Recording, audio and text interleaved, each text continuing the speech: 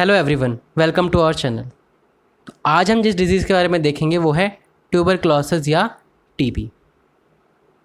क्या आप लोगों को पता है कि टीबी हमेशा से ही ह्यूमन सोसाइटी के लिए एक परमानेंट चैलेंज रहा है। अगर आप इसकी हिस्ट्री को देखोगे तो आप पाओगे कि 150 मिलियन ईयर अगो इजिप्ट की बुक्स के अंदर इसका एविडेंस पाया जाता है। हर साल 10.4 मिलियन लोगों को टीबी होता है। उस 10.4 मिलियन लोगों में से 1.4 मिलियन लोगों की डेथ हो जाती है। क्या आप लोगों को पता है कि इसका मोर्टेलिटी रेट काफ़ी ज़्यादा है, इवन कोरोना वायरस से ज़्यादा है। आप क्या कमेंट सेक्शन में मुझे बताओगे कि कोरोना वायरस का मोर्टेलिटी रेट कितना है? एक और बात, क्या आपको पता है कि वर्ल्ड की टोटल पॉपुलेशन में से 1/3 पॉपुलेशन ट्यूबरक्लोसिस की कैरियर है। मतलब जैसे ही उनका इम्यून सिस्टम वीक पड़ेगा तो उन लोगों को ट्यूबरक्लोसिस हो जाएगा। तो अगली बात आती है कि ट्यूबरक्लोसिस होता कैसे है। तो ट्यूबरक्लोसिस एक बैक्टीरिया से होता है जिसका नाम है माइकोबैक्टीरियम ट्यूबरक्लोसिस। जब भी आप एक साइंटिफिक नेम लिखोगे तो उसको अंडरलाइन करना ज़रूरी होता है। अगली बात होती है कि स्प्रेड कैसे होगा। तो ये स्प्रेड होता है एयर ड्रॉपलेट्स के फॉर्म में। एयर ड्रॉपलेट्स मतलब कफ और स्नीज़। आप लोगों को ये पता है ना कि कोरोना वायरस भी कैसे फैलता है? एयर ड्रॉपलेट्स के फॉर्म में ही फैलता है।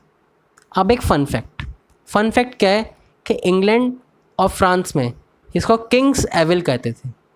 ऐसा कहने के पीछे रीज़न क्या था कि वहाँ के लोग मानते थे कि अगर किसी को ट्यूबरक्लोसिस हो गया और उसको किसी रॉयल ने टच कर दिया, मतलब किसी राजा महाराजा या उसके घर वालों ने टच कर दिया, तो वो आदमी ठीक हो जाएगा।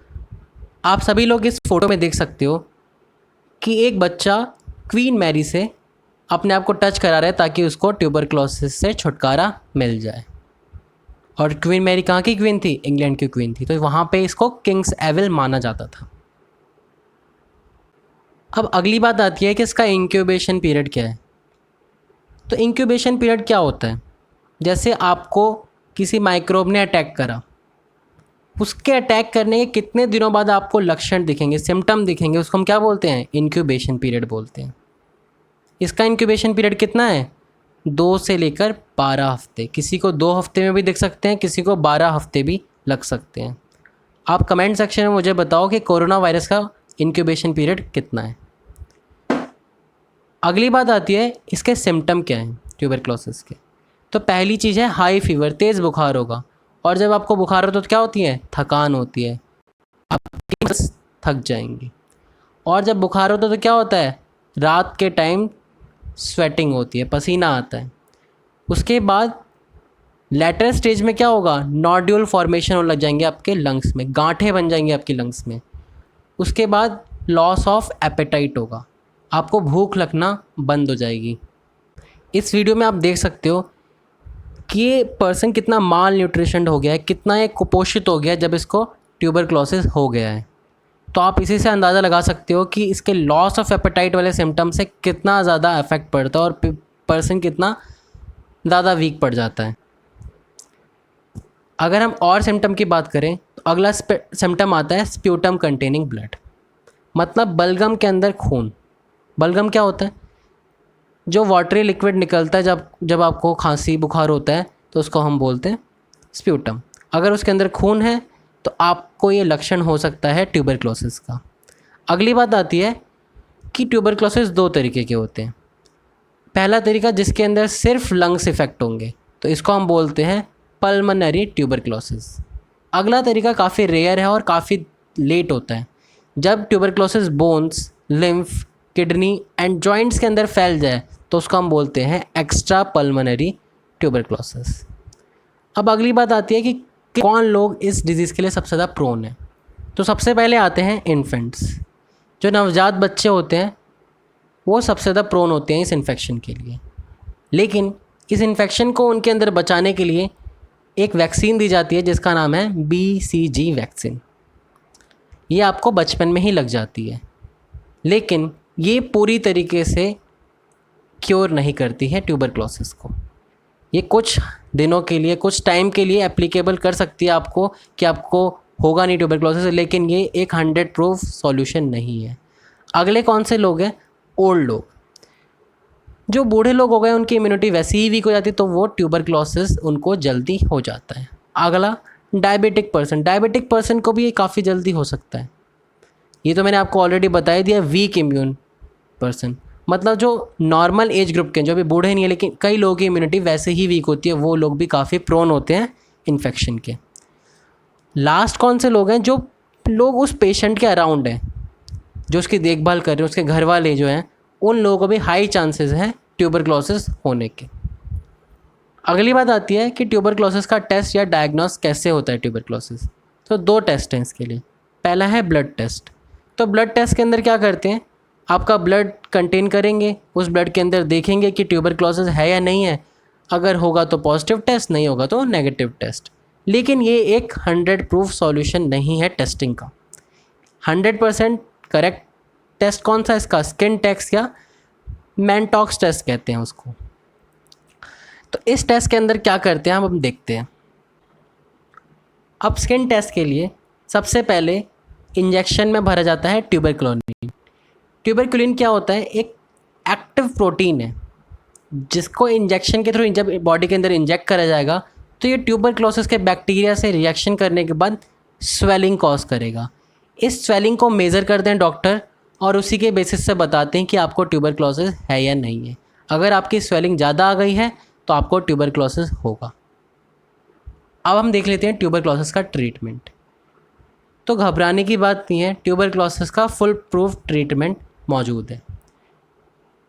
तो इसके ट्रीटमेंट के लिए WHO ने स्ट्रेटजी दे रखी है जिसका नाम है डॉट्स। तो डॉट्स की फुल फॉर्म क्या है? Directly observed treatment short course. तो एक कोर्स है जिसको आपको कंप्लीट करना पड़ेगा। ये कोर्स काफ़ी कॉस्ट एफिशिएंट होता है। WHO ने इसको काफ़ी ज़्यादा कॉस्ट एफिशिएंट इसलिए रखा हुआ है ताकि ज़्यादा से ज़्यादा लोग ठीक हो पाएँ। और WHO का मानना ये है कि इसका स्प्रेड एक ही तरीके से रुक सकता है कि जितने ज़्यादा लोगों को आप क्योर कर दो उतनी जल्दी इसका स्प्रेड रुक सकता है। ये डॉट्स है, इसके अंदर 5 एलिमेंट्स हैं जो कि WHO ने बताए हैं। तो पहला एलिमेंट है पॉलिटिकल कमिटमेंट। तो इसके अंदर क्या आता है कि जो गवर्नमेंट है, गवर्नमेंट बॉडी है, वो फाइनेंस करे, लोगों को अवेयर करे ट्यूबरक्लोसिस के लिए।